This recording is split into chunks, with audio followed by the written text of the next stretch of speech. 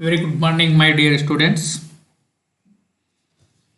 Dear students, as you all know, we were reading about the second chapter of your history textbook. The name of the chapter, New Kings and Kingdoms, in which we read how many new kingdoms or dynasties emerged between the 7th and 12th century. Between 7th and 12th century, how many new kingdoms emerged? The emergence of new dynasties. We have already discussed this theme. And we also discussed about the administration system in that period. Along with this, we had read about how the administration system run in the kingdoms at that period. So, in the same order, today we will read about prasastis and land grants.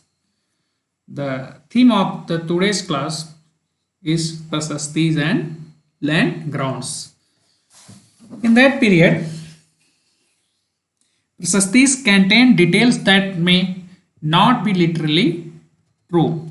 Means प्रशस्तियों में ऐसे ब्यौरे होते थे या ऐसा details होता था जो शब्दशः सत्य नहीं भी हो सकते थे. मीन्स ये कंपलसरी नहीं है कि ये पूरी तरह एक्यूरेसी हो. इसमें प्रशस्ति contain details that not be literally true, that may be very, but they tell us how rulers wanted to depict themselves as valiant, victorious warriors. For example, these were composed by learned brahmanas who occasionally helped in the administration. Means उस समय की प्रशस्तियां हमें ये बताती हैं कि शासक या एम्परर या किंग खुद को कैसा दर्शाना चाहते थे. How they present themselves in that period as valiant means सूरवीर, ब्रेवर, विक्टोरियस वॉरियर्स, विजयी योद्धा के रूप में अपने आप को दर्शाना चाहते थे. ये यहाँ एक प्रशस्ति का वर्णन किया गया है नीचे. ये the achievements of Nagabhatta. This is a प्रशस्ति दैट इज मेड बाय ए ब्राह्मण इन that period. These were composed by learned brahmanas who occasionally helped in the administration. ये विद्वान ब्राह्मणों द्वारा रची गई थी जो अक्सर प्रशासन में मदद करते थे. The achievements of Nagabhatta. Many rulers described their achievements in prasastis. As you read about the prasastis of the Gupta ruler Samudragupta in last year in the class 6, you also read. कई शासकों ने प्रशस्तियों में अपनी उपलब्धियों का बखान किया है. Many rulers described their achievements in prasastis. One prasasti is written in Sanskrit and found in Gwalior. Gwalior, located in Madhya Pradesh, described the exploits of Nagbhatta, a Pratihara king, as follows. प्रतिहार वंश के बारे में हम लोगों ने चर्चा की थी. मैप में मैंने आपको दिखाया था कि प्रतिहार वंश कहाँ पे शासन करता था. The kings of Andhra, Sandhva, Vidarbha, part of Maharashtra, and Kalinga, part of Odisha, held before him even as he was a prince. Means Andhra, सैंधव, Vidarbha और कलिंग के राजा उनके आगे तभी धराशायी हो गए जब वे राजकुमार थे. Means he defeated all the kingdoms including Andhra, Sindha, Vidarbha, Kaling, when he was a young boy.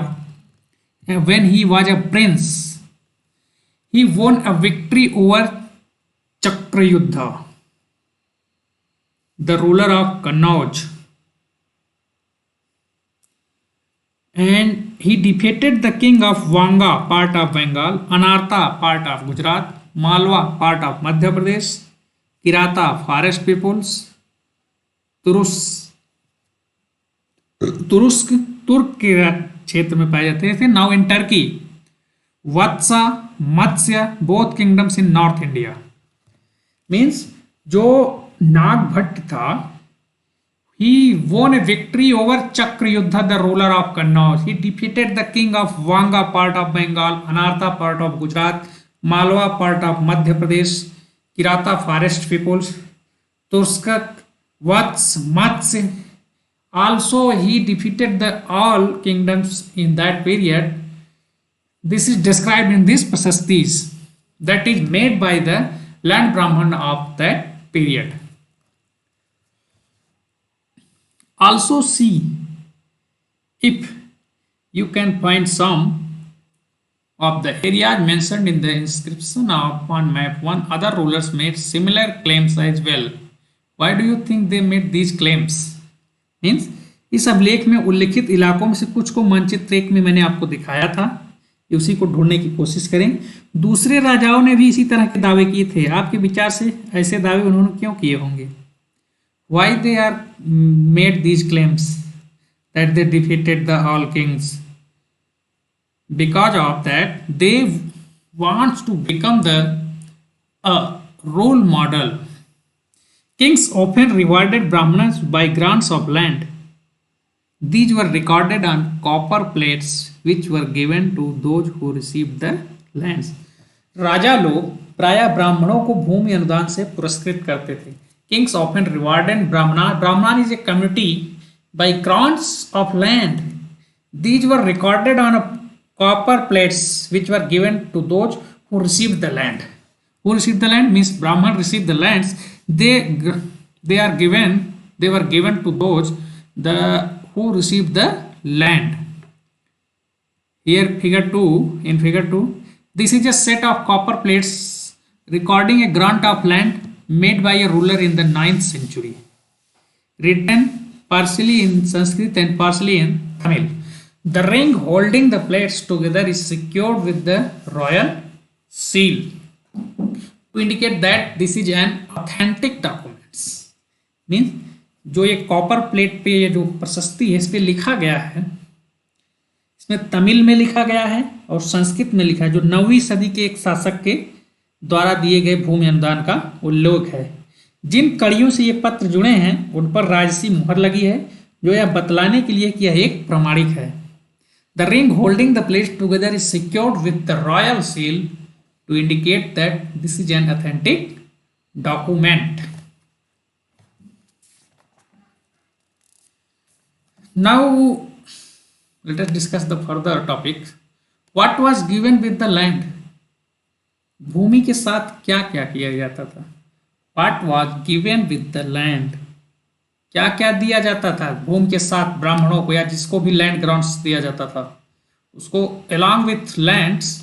This is a part of the Tamil section of a land grant given by the Cholas.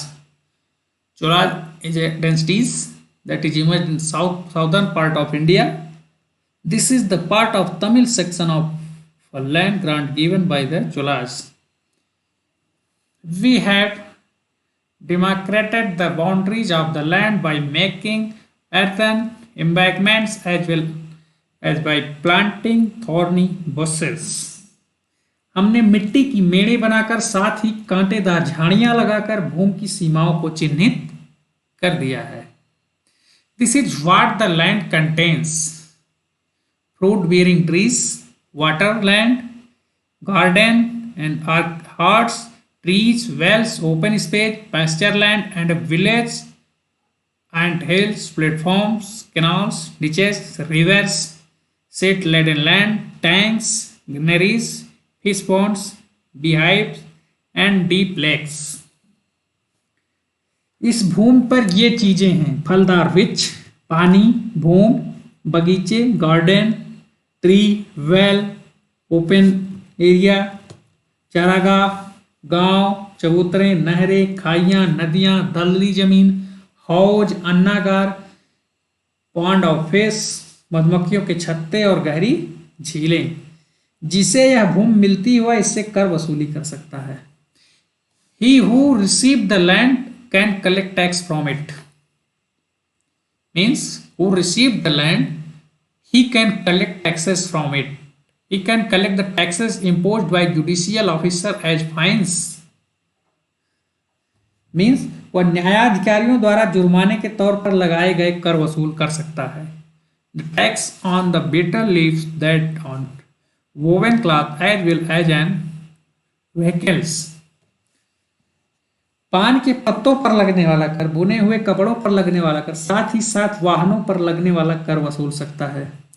वह पकी ईंटों के बने ऊपरी माले पर बड़े कमरे बनवा सकता है, बड़े और छोटे कुएं खुदवा सकता है, पेड़ और कांटेदार झाड़ियां लगवा सकता है, जरूरी हो तो सिंचाई के लिए नहर बनवा सकता है। उसे यह सुनिश्चित करना चाहिए कि पानी बर्बाद न हो और तटबंधों का निर्माण हो। Means he can build large rooms with upper storage made of baked bricks. He can get large and small wells dug. He can plant trees and thorny bushes if necessary. He can get canals constructed for irrigation. He should ensure that water is not wasted and that embankments are built. List all the possible sources of irrigation mentioned in the inscription and discuss how these might have been used.